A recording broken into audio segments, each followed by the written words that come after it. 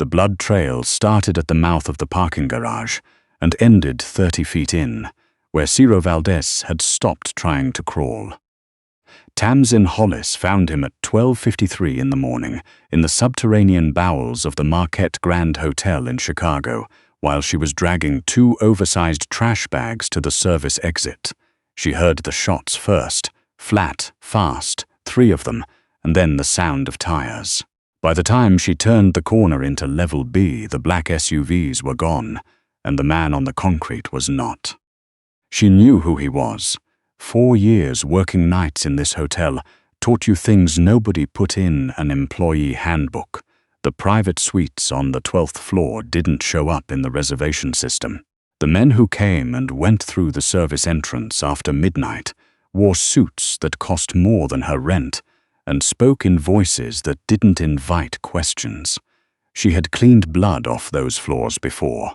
She knew the name Valdez the way she knew not to make eye contact with the men who came to collect from the manager's office every first of the month.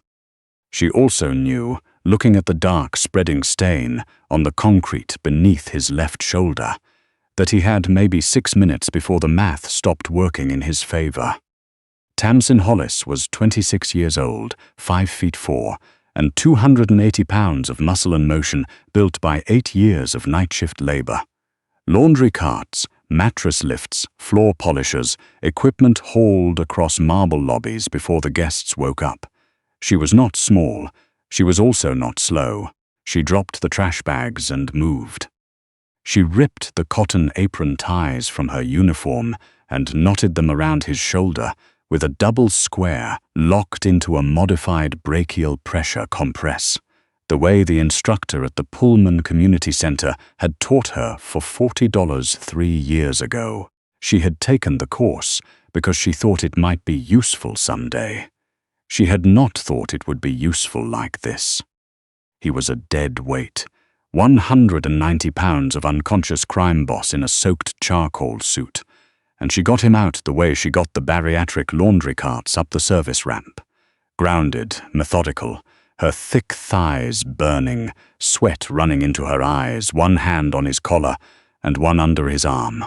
She dragged him 30 feet to the loading dock and propped him against the outer wall where the lights from South Michigan Avenue reached the sidewalk. She found a phone in the dead guard's jacket pocket. She called the number saved as R and said the name of the street and hung up. Then she walked away on shaking legs. She went back to the locker room and sat on the bench and stared at her hands for a long time. They were covered in his blood. Her apron was gone.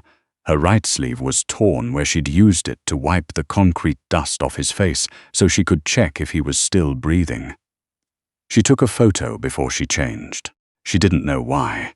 She put on a clean uniform, rubbed a palmful of travel-size Comfort Glow vanilla citrus hand cream into her knuckles until they stopped shaking and went back out to finish her shift. Nobody asked her anything. 3 days later, the 12th floor had a new private occupant. Tamsin was assigned to the suite. She didn't ask who had made the arrangement.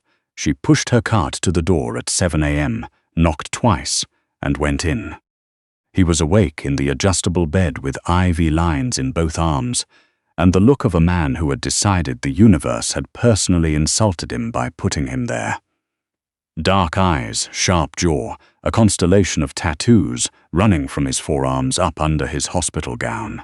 He looked at her the way she had been looked at her entire life, through her, like she was part of the wallpaper. "You're here to clean. And check your IV drip, Mr. Valdez. Your team arranged for extended care. You're not a nurse. Certified home health aide. But I'm also the person who'll catch it when your drainage tube gets infected before your personal physician makes his next visit, so I'd suggest letting me do my job." He was quiet. She moved to the monitors. It happened again 2 days later, when she was changing the bags on his IV line, and he reached out and grabbed her wrist to stop her from adjusting the height of the stand. She looked at his hand. She looked at his face. "If you do that again," she said, I'll report it to the floor coordinator, and the arrangement your family has with this hotel's management disappears. Your call, Mr. Valdez." He let go. She finished her work and left the room. She told herself it was fine. She told herself she was nobody to him, which was true, and that being nobody was safe, which was also true, and that the blood on her uniform 3 weeks ago had already been washed out, and the whole thing was finished. She was adjusting the supply cart outside his room on a Wednesday evening, a week later, when she heard Remy's voice through the door that hadn't latched fully behind him. Remy was Ciro Valdez's right hand. She knew him by sight, grey at his temples, always a phone in his left hand, always 2 steps ahead of whoever was in the room with him. It was Solange. Remy's voice was flat and careful. "She gave your route to the Kovacs crew 6 weeks before the hit.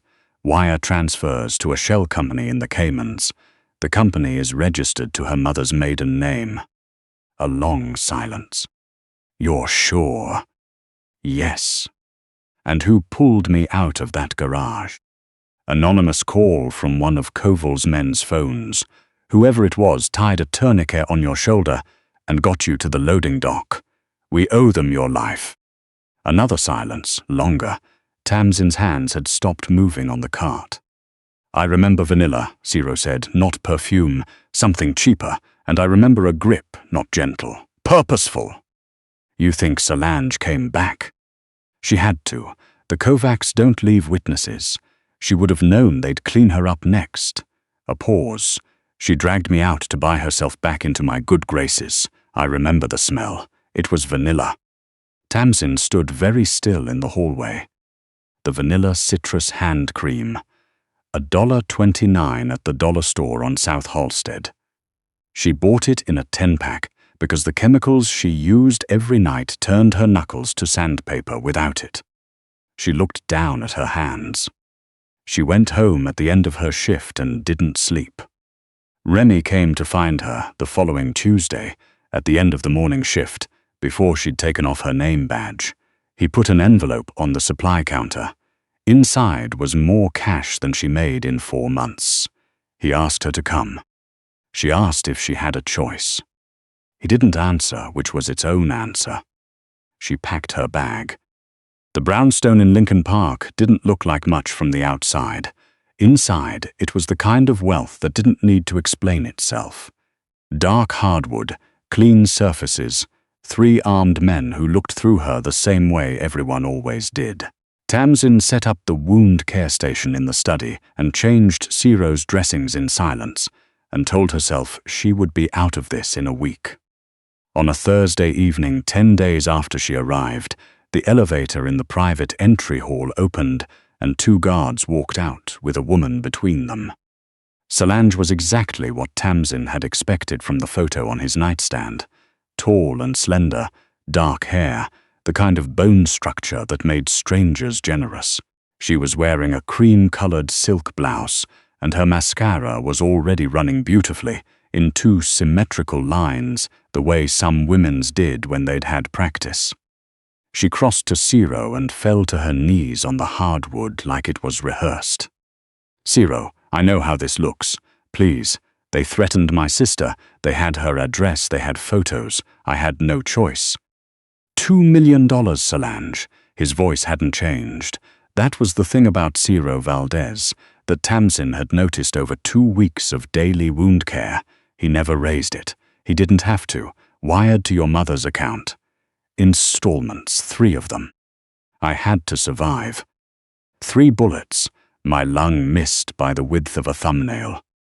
But I saved you. Solange's voice changed. Something moved beneath the tears, tightening. She straightened on her knees. "I came back for you. After the Kovacs left, I came back into that garage. I found you. I used my scarf, my Loro Piana cashmere scarf. I tied it around your shoulder to stop the hemorrhage. I dragged you to the loading dock, Ciro. I stayed until I heard Remy's men coming down the street. I am the reason you are sitting in that chair." Tamsin was behind the medical cart at the far end of the room. Her hands were around a bandage roll she had stopped unwinding 4 seconds ago. Ciro's eyes had gone very still. "I remember vanilla," he said slowly. "I remember a strong grip." Solange seized it like a lifeline. "My perfume, Vanille Fatale Maison Margiela. I was wearing it that night. You must remember. I held you. I was crying. I thought you were already gone." It wasn't a Loro Piana scarf. Every head in the room turned. Tamsin had stepped away from the cart. She was standing in the center of the room, and her knees were going at a full sprint under her scrub pants, and her voice was somewhere past the fear, out on the other side of it, where the ground was solid. The tourniquet on his shoulder was cotton, hotel-grade, unbleached, 100% cotton apron ties from a Marquette Grand Hotel food service uniform. The knot was a double square locked into a modified brachial pressure compress. It's not something you tie by accident. She looked at Ciro. "I learned it at a community center first aid course. $40, Pullman neighborhood." No one spoke. The vanilla you remember wasn't Maison Margiela. It was travel-size Comfort Glow hand cream. Vanilla citrus. It's $1.29 at the dollar store on South Halsted. She reached into her scrub pocket and set the small bottle on the table beside her. "I use it every night because I wash my hands 40 times during a shift, and they crack if I don't." Solange's face had gone to something past white. Ciro looked at Tamsin for a long moment. His voice was very quiet. "Prove it." She unlocked her phone. She had never shown the photo to another person. She had looked at it herself exactly twice. Once the night she took it, and once this morning when she got out of bed and decided that she was done. She had taken it in the hotel locker room at 1:23 a.m., sitting on the bench with her back to her open locker because her legs had stopped working well enough to stand. She was covered in his blood, black on the front of her uniform under the fluorescent light. Her apron was missing. Her right sleeve was torn.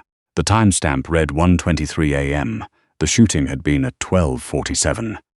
She held the phone out. He took it. He was quiet for a long time. "Check her arms," he said, without looking up from the screen.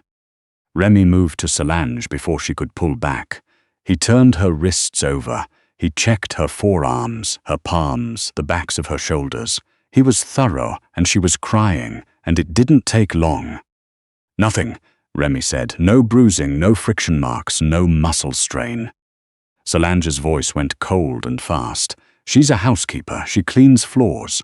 Why would you take her word over mine? She's nobody, Ciro." "You said Loro Piana," Ciro said. He set the phone down on the side table. He still didn't look at Solange. "I've never owned a Loro Piana scarf. I've never worn one. You have been in my house for 2 years and you don't know that." He looked up then. She would not have known that either, which means she was telling the truth, and you were guessing. The room held its breath. "Remy," Ciro's voice had dropped to something almost gentle, which was worse. "Take Solange to the South House. She'll have time to think about what she bought with my life." Solange broke, not the practiced tears from before, something real, raw, ugly with panic. They took her anyway. The door closed. The sound stopped. The room was very quiet. Ciro pushed himself up from the chair with the careful deliberateness of a man whose ribs were still healing and crossed to where Tamsin was standing. He stopped in front of her. He was close enough that she could see the scar along his jaw, the silver threading into his hair at the temples. He looked at her the way nobody had looked at her in this room tonight, like she was the only thing worth looking at. "You were walking home," he said. "Shot through level B to the bus stop. You ran toward the gunshots. The men were already leaving. You dragged me 30 feet on a concrete floor. It's not that different from a laundry cart." Something moved at the corner of his mouth. Not quite a smile, almost. Tamsin. The way he said her name was deliberate, like he was picking something up carefully to learn the weight of it. "Why didn't you walk away?"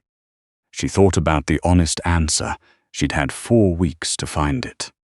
"Because you were going to die," she said, "and I knew how to stop that. It seemed like a waste not to." He looked at her for a long time. Then his hand came up, slowly, telegraphing the whole motion, giving her every chance to step back, and his knuckle brushed along the line of her jaw. Not the way men touched women they owned. The way a person touched something they'd almost lost, without knowing it was theirs to lose. "I have spent 15 years," he said quietly, "surrounded by people who would let me bleed out if it bought them a single advantage. And a woman I had never spoken to, who had every reason to keep walking, carried me out of a parking garage in the middle of the night. The pad of his thumb found her cheekbone. You've been invisible your whole life." It wasn't a question. She didn't answer it like one. "Nobody in this city looks past you again," he said. "Not one person. That's not a debt. That's a fact. You saved the wrong man to stay invisible, Tamsin Hollis. I don't forget what I owe." She had spent 26 years moving through rooms like she wasn't in them. She had learned early that being unseen was safer than being seen wrong. That invisibility was armor, and that armor was something you grew into until you forgot it was armor at all, and just thought it was your shape. She had dragged Ciro Valdez out of a parking garage and gone back to work the next morning and told no one. She had been so good at being nothing. He was looking at her like she was the most dangerous thing in the room. Tamsin thought maybe she was.